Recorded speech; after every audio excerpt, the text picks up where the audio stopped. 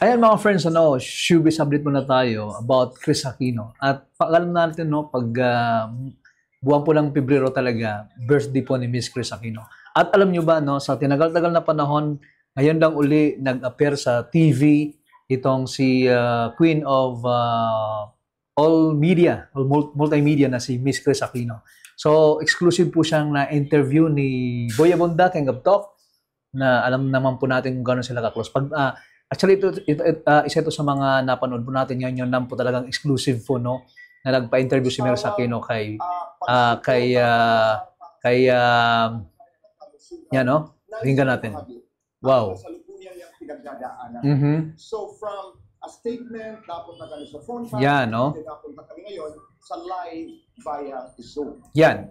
Pakinggan po natin. Yan ang mga sinabi na unang part po na sinabi po ni Kuya Boy Abonda po yung or Tito Boy, Kuya Boy talaga. Ni Tito Boy Abonda, yung bago nangyari yung exclusive interview na yan, update tungkol sa kalusugan ni Kris Aquino. At mukhang bumubuti na si Queen of All Media. Tuloy natin. And this is the first time I'm sharing. Yan. First time guys, take note, First time yung sinishare ngayon ni Boy Abunda yung kanilang pag-uusap at ang matindi pa, talagang napanood pa ng buong mundo, ng buong Pilipinas kasi ang dami pa rin nagtatanong kung ano ng kalagayan ni Kris Aquino.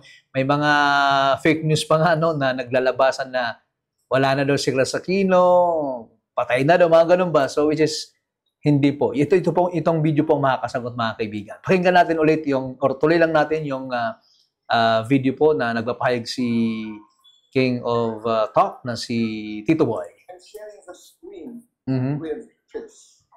Ito po. Wow. Halos mayak pa si Tito Boy. I'm going to cue to a commercial guy. I-forward natin ng konti siguro. Yan. With Miss Kris Aquino. Yan kita mo na. Di ba? Yun, guys. Okay, so i-forward natin ng konti. Ito na siguro yun. Yan. Okay, kasi 3 weeks ago, I had yan, kinukwento na ni Miss Kris. Regular blood pattern.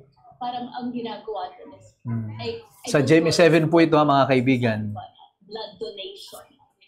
Sa dami ng matindi talaga yung pinagdaanan po ni Miss Kris kasi nga sa kanyang, I think mga 5 years na yata na talagang meron siya kasang sa kanyang health, napakatindi po talaga ng problema, hindi ordinaryong sakit. Kumbaga, madaling sabi, pangmayaman talaga itong sakit na to kasi talagang imagine mo kung saan siya nagpunta, Singapore or sa ibang ito sa Pilipinas, sa mga kilalang doctor at sa Amerika pa, sa mahigit siguro mga 2 hanggang 3 taon na po sila sa Amerika. Forward natin ng konti. Yan. We lost you. We lost the video. Which part? No. We have problems with the video. We'll just try to fix it. But we are still on. Forward natin.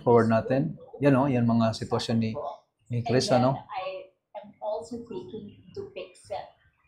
Isang problema yan because ikinukwento niya sa Houston, that's Ocala and UCPA na kahit forward lang natin. Sandali, pakiulit lang. Ano yung pang-5 autoimmune na sinasabi mo? Yan sakit. Na-discover nila ngayon? Nung nakita, if you can see, that's a butterfly rash. Okay. Yung pinakita ng litrato. Pinapaliwanag. Forward lang natin ng konti. Nangyari was I got a 4th diagnosis. Wow. Meron ako ng CREST syndrome. It's the other word. CREST syndrome? Yan? Diffuse scleroderma. Diffused. And nakakatakot yun, boy, kasi ang inaatake naman nun. Nakakatakot daw kasi ang inatake ay